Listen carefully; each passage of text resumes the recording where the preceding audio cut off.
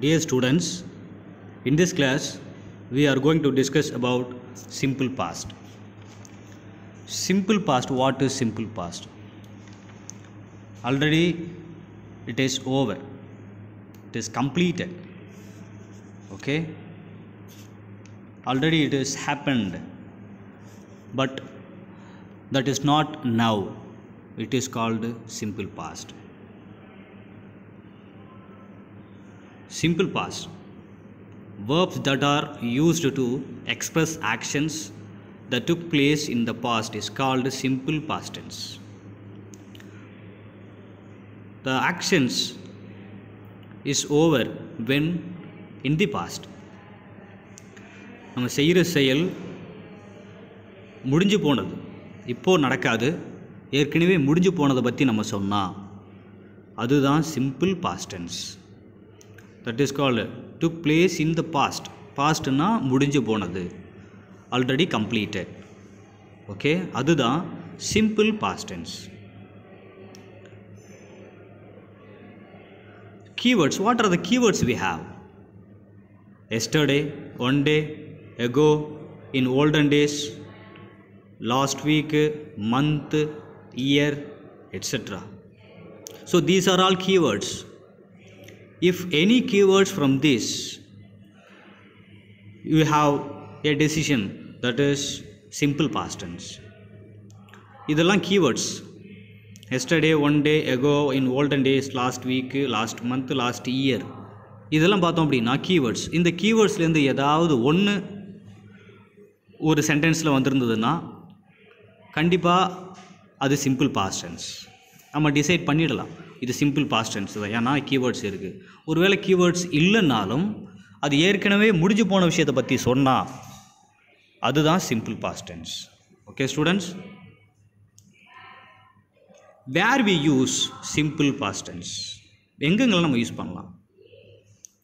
First one, an action that has already happened. ஒரு செயல் ஏற்கனவே அது நடந்து முடிஞ்சிருந்ததுன்னா கண்டிப்பாக simple past tense. Second one, started and ended in the past. ஏற்கனவே எப்போவோ ஆரம்பித்து அப்போவே முடிஞ்சு போச்சு அப்படின்னா அது இப்போ நடக்காது, அது இப்போ நடக்கக்கூடாது. இப்போ நேற்று ஒரு விஷயத்தை ஆரம்பிச்சிருக்கு, நேற்றே முடிச்சிட்ட அப்படின்னா சிம்பிள் பாஸ்ட். அது இன்றைக்கி வரக்கூடாது, இன்றைக்கி வந்ததுன்னா அது டென்ஸ் மாறும், இன்றைக்கி வரக்கூடாது. அந்த டைமிங்கில் ஆரம்பித்து அந்த டைமிங்குள்ளேயே முடிஞ்சிடணும், தட் இஸ் சிம்பிள் பாஸ்ட். அதுதான் started and ended in the past. Okay. Third one, habits in the past. ஏதாவது பழக்கங்கள், ஏதாவது பழக்கம் வச்சுருப்பீங்க பாஸ்ட், இப்போது அந்த பழக்கம் இருக்காது. ஓகே, இப்போது அந்த மாதிரியான ஹேபிட்ஸ் உங்களுக்கு இருக்காது, ஃபஸ்ட்டு இருந்திருக்கலாம். அதை பற்றி சொன்னாலும் பாஸ்ட் டென்ஸ் தான் யூஸ் பண்ணணும். ஓகே, ஒரு ஆக்ஷன் ஏற்கனவே முடிஞ்சு போனதை பற்றி சொன்னால் அது பாஸ்ட்லேயே அப்போவே ஆரம்பித்து அப்போவே முடிஞ்சு போச்சுன்னா, நெக்ஸ்ட்டு ஏதாவது ஒரு பழக்கம் உனக்கு சின்ன வயசில் கூட இருந்துருக்கலாம், அந்த ஒரு ஹேபிட்ஸ் இருந்ததுன்னா we have to use simple past tense. We have 3 exercise. First one, he studied many hours a day. He studied past tense many hours a day. ஒரு நாளைக்கு பல மணி நேரம் அவன் படித்தான்.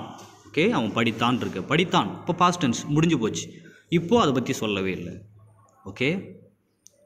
Second one, she left the school last year.